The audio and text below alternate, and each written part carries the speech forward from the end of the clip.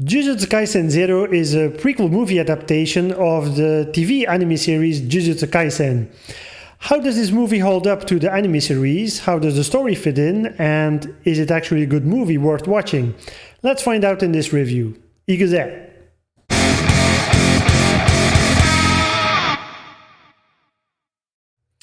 Okay, now as you may have guessed looking at my t-shirt, I'm a pretty big Jujutsu Kaisen fan.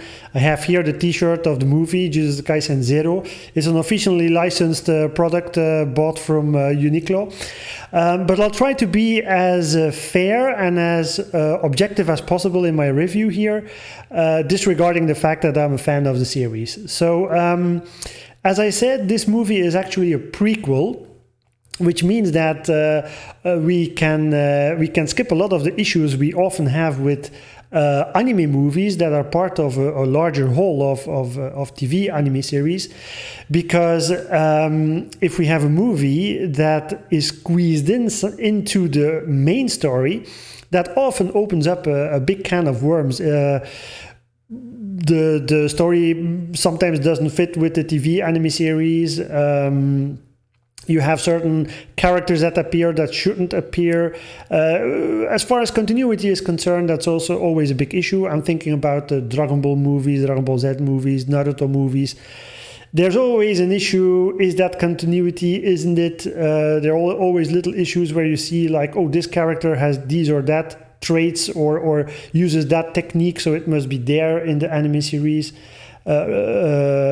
time-wise speaking.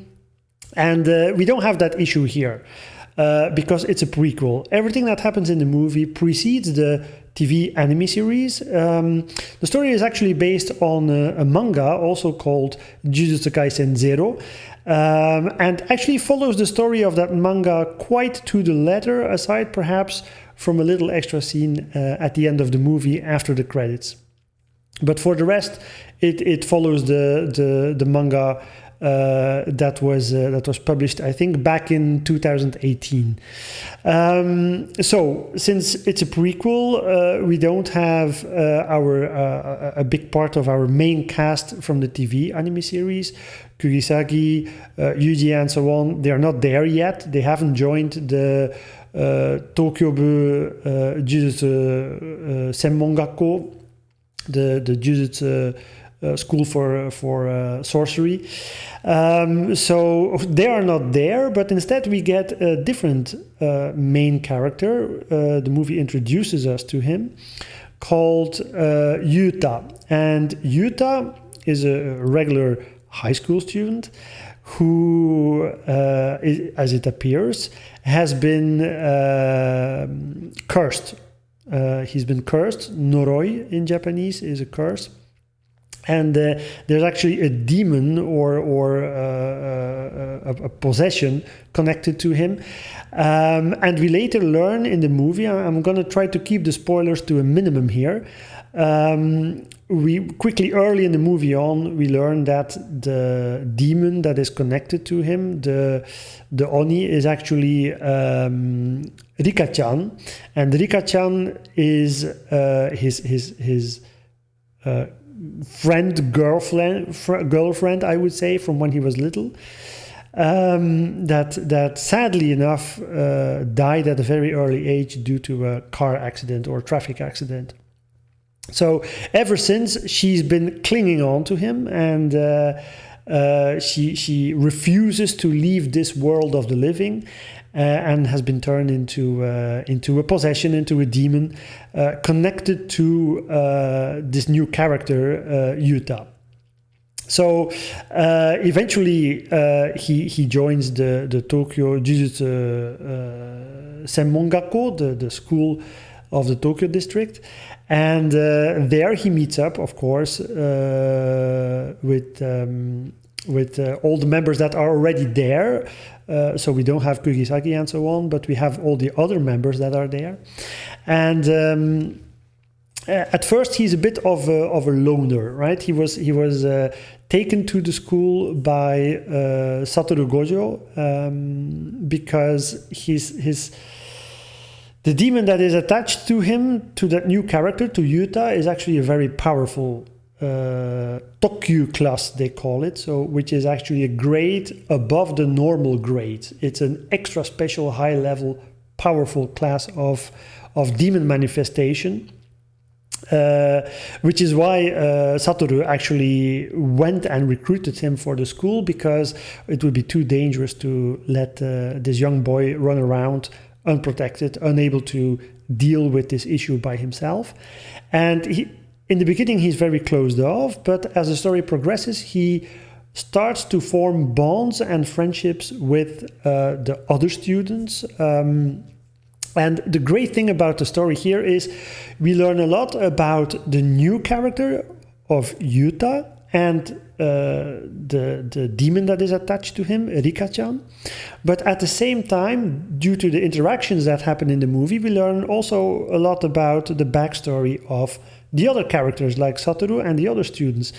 And that gives an extra dimension to the movie, which I really liked for fans of the TV series. And I think you can only appreciate this movie to its fullest if you also follow the regular TV anime series.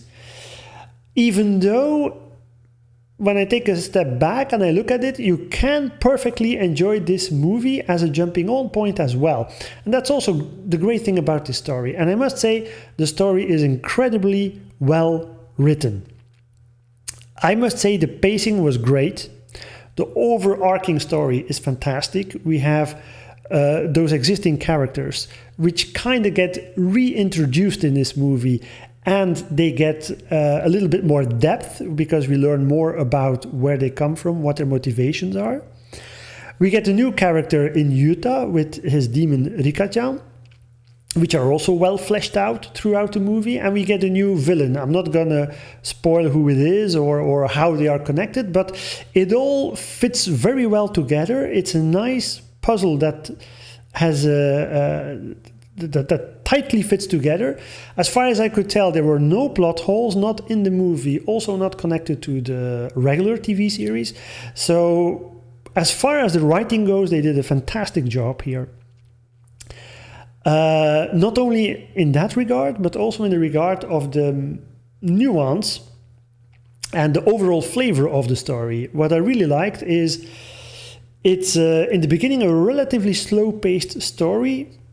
There aren't all that many fight scenes, and actually there didn't need to be, because you're so taken in by the story, by the character that you're introduced to, the fleshing out of their backstory and so on, that it doesn't require a lot of action in the beginning of the movie. And you have little subtle interactions and so on. Little by little, you get to know more about the whole of the story, so to speak. Being very careful not to spoil anything here. Which is why I may speak a little bit in uncertain or roundabout way, but the story is very well done. Gradually, we get more action scenes, which are very well done as well. Good pacing, great art direction there as well. And what I really like is it's a moving story. It actually almost brought me to tears near the end. I must be honest, I watched the movie together with my wife, Mrs. Manga Otoko, and we both had to swallow a little bit near the end to hold back our tears. Which means that the story is very well done. When I get that kind of reaction from a movie, it means the movie drew me in. I'm absorbed by the characters, and I genuinely care for them. Which is a lot more than I can say for a lot of other movies I've seen lately, especially Hollywood movies where it's all pretty bland and very superficial. But here I was really drawn in, and those characters really spoke to me, and you feel for them. You root for them, you feel for them. So in that sense, the story is incredibly well done. There's some humor in it, but what's really great is it's sprinkled in throughout the movie, but it's not excessive. And that's a fine balance you need to find, and they did that with this movie. You have pinpoint humor, here and there, right at the exact good time, not overdone, not over the top, just one point of humor, and we're moving on with the story. And maybe later another little bit of humor, and we're moving on with the story. It's not one gigantic over-the-top laugh fest, which wouldn't match for this kind of movie, because it's a pretty moving story. It's also near the end an action-oriented story. It's a serious movie in a sense, and sprinkling in a little bit of humor, but not overdoing it, gives just that little bit of levity, but not too much, just enough, so that it makes the story not too dark, and at the same time it doesn't become a parody of itself. And that's something we sometimes see with certain movies. The later Marvel movies come to mind, for example, where they're just rapid firing one joke after another, and in the end, eventually, you become a parody of yourself. That doesn't happen here, and I'm really glad they really balanced the humor very well. So great story.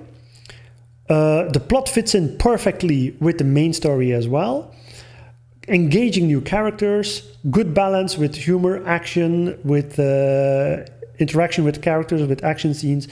So plot-wise, I don't have any negative remarks. Art-wise, so artistically speaking, fantastically beautiful. This is incredibly beautifully done. There were certain background shots where I really thought I was almost looking at a picture, or I thought they drew over a picture. A lot of nuance, a lot of coloring, lots of detail as well. For example, there are certain scenes where you walk in those classic Japanese style narrow wooden hallways, and the nuance, the texturing of the wood on the wall and on the beams and the floor, exquisitely well done. Very well done. I think they blended some kind of 3D techniques with hand-drawn techniques, but it looks fantastic. Outdoor shots as well. We have certain nature shots with trees and leaves and lots of shading there. There's a scene with the sunset that is fantastically well done. You see the sun go under, and you see the whole lighting throughout the landscape change. Very well done. Artistically speaking, I think I have very little negative remarks to give here. The only thing I could perhaps say that is a little bit nitpicky is some shots are so incredibly beautiful, so incredibly well done, that when you get a shot that is just plain beautiful, so to speak, you feel like, oh, we took a little step back here, but that's only because we come from such exquisitely beautiful scenes just a second before. So it's not a complaint at all. It's just that there are some shots in there that are so incredibly beautiful. It really leaves an impact on me. It really did leave an impact on me, and me and my wife, we both said to each other that this was incredibly good looking, fantastically good looking. The voice actors as well, they used the same voice actors as in the TV anime series, as far as I could tell. Very, very good job. There's a lot of nuance in their voices. There's a lot of emotion when needed, and a lot of holding back when the scene asks for it. So they did a really good balance there as well. The voice work was incredibly good. I watch everything in Japanese, of course, in the original version, so I don't know if the dubbed version was good or not, but in the Japanese version, fantastically well done. Great job by the voice actors. The seiyuu did a fantastic job here. What else can I say? The BGM, very well done as well. Nothing that really stands out, but it carries the story very well. There are a couple of songs in there as well. They match. There's nothing that really stayed with me, or that really impacted me, or where I said like, oh, I need to run out and buy the CD. But the songs that were in the movie, one in the beginning, then some near the end, matched very well with the setting, and there's nothing negative to say about them. Nothing that really stood out, but they really did the job very well. So if I bundle it all together, then I would say story-wise, music, voice acting, art direction, fantastically well done. Now, a little bit about the action scenes as well. There aren't that many in the beginning, but in the second half of the movie, we get a lot more action scenes, as we are used with the TV anime series, very dynamic. In that sense, they really did justice to Jujutsu Kaisen. You have a lot of dynamic shots with swiveling camera angles, with some original camera angles. At a certain point, I almost felt like the action was exploding off my screen. That's how good it was. It's really fantastically well done. So if you want some good action, take into consideration that the story needs to build up a little bit, and that's good because that's how you care for the characters. If they just do one giant action orgy from beginning to end, you don't have time to care for the characters. But if you want something that is well written and has good action, then this movie definitely delivers. This is definitely one of the better anime movies I've seen in quite a while. And I'm not saying this as a Jujutsu Kaisen fan, I'm saying this as an anime fan now. It's perfectly possible to watch it as a standalone, which is great. For people who don't know the series, it can be a jumping in point. You can look at it as a standalone story as well. It works in that way. But if you know the TV series, there are extra dimensions there that will make you or give you the ability to enjoy the movie even more. There's a post-credit scene also after the credits are done, a short scene with Satoru. I'm not going to give too much away. It's something that wasn't in the manga, as far as I can tell, of Jujutsu Kaisen 0. And it kind of hints towards a link to the continuation in season 2 of Jujutsu Kaisen. So I'm just throwing it out there. After the credits, keep watching. There's a tiny scene there that adds a little bit of extra information there. Not all that spectacular, but it's there. So, and yeah, I think that's it. Great movie, great story, very enthralling, great visual effects, audio great. Nothing negative to say about it. If I would give it a quotation out of 10, I would give it perhaps a 9.7 or 9.8 out of 10. It ranks very high in my list. So if these kinds of stories are your cup of tea, if you enjoy action, but also a bit of a love story in there, the whole demon possession thing, supernatural settings, if that's your thing, and you don't know Jujutsu Kaisen yet, then, well, why not? Just give the movie a try. It's fantastic. Watch it on a big screen. That's the final advice I can give you. Don't watch it on an iPhone or something, or on a smartphone. This is a movie that you kind of need to experience on a big screen. Is it not in theaters? Then at least if at home you have a decent enough TV, watch it on your TV set.